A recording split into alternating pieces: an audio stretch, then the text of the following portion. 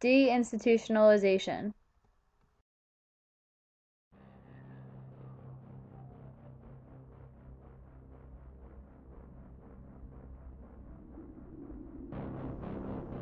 Deinstitutionalization, the policy of moving severely mentally ill people out of a large state institutions and then closing part or all of the institutions.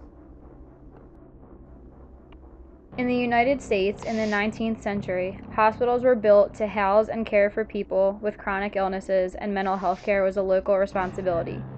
As with most chronic illness, however, hospitalization did not always provide a cure. It simply provided custodial care, which refers to care in which the patient is watched and protected.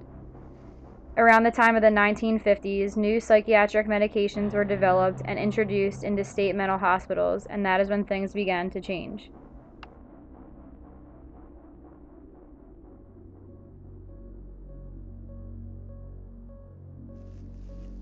Deinstitutionalization was said to be because too many of our mentally ill were relying too much on state-supported hospitals and these institutions they were living in, rather than the new psychiatric medicines and drugs that were being put out. However, the consequences of deinstitutionalization seem anything but positive.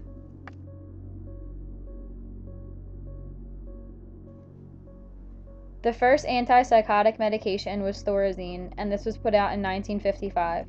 This was around the time when institutions put more emphasis on the medication than they did on the patient care.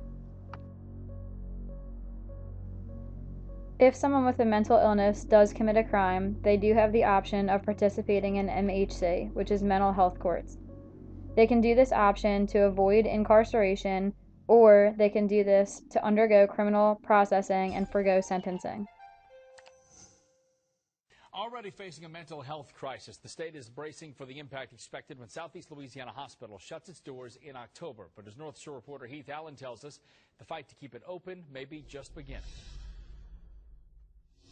Southeast Louisiana Hospital here in Mandeville, one of only 3 inpatient psychiatric facilities in Louisiana, and the state is getting ready to shut these doors.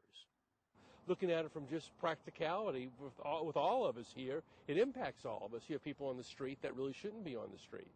After more than 60 years of service, Southeast Louisiana Hospital does face closure, and the impact could be far-reaching, including more than 300 layoffs. I mean, one, obviously, I don't want to lose the jobs in my community, and second is a concern about how are these people going to be treated. It will have an impact. There's no question it will impact not only the sheriff's office in St. Tammany, but everywhere, because it's fewer beds in an already crisis situation. Southeast Louisiana Hospital serves a lot more than just St. Tammany, and should the doors close, experts fear chronically ill patients on both sides of the lake will begin flooding emergency rooms and jails. And as we're losing more and more of those services, from a law enforcement perspective, we're preparing for it to get even worse. Patients housed here at Southeast will likely be moved to Pineville and Jackson, Louisiana. That is being worked out now. But here, folks aren't just ready yet to throw in the towel. The representatives are there to represent us, our community. So if that's something as the community as a whole thinks that we need to have, then I think maybe they should look into changing some things. Local leaders will sit down next week with DHH Secretary Bruce Greenstein to discuss the hospital's future. I mean, he's coming to St. Tammany to meet with us, which I appreciate. I wish he'd come ahead of time, but at least he's coming to talk to us to see. Many in the field are holding out hope that the state will not shut the doors here at Southeast Louisiana Hospital, saying, it's not over till it's over. On your side in Mandeville, Heath Allen, WDSU News. Southeast Louisiana Hospital was designed to handle about 2,000 patients, but cuts in funding and staff over the years have weaned the inpatient population down to fewer than 200.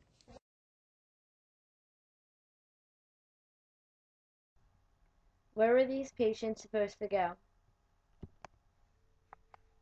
How would they afford the health care they need? How are these people supposed to get jobs or homes if they were unable to work? What about the healthcare professionals who worked in these hospitals that are now jobless? One of the biggest problems dealing with deinstitutionalization is homelessness. Between 30 to 50% of homeless people in the United States are dealing with a mental illness, and they were more likely treated by a mental hospital and then removed from that institution. Another negative effect of deinstitutionalization is criminal charges. Some of these patients, once they are released, do not know what to do with themselves or how to get their medications, and they commit felonies and misdemeanors, and they end up in jail. We believe that one of the only things that we can do to help deinstitutionalization is to promote mental health courts for the mentally ill who commit crimes after they are released from institutions. There are over 170 medical health courts in operation throughout the United States right now, and many more are under consideration for implementation in other localities.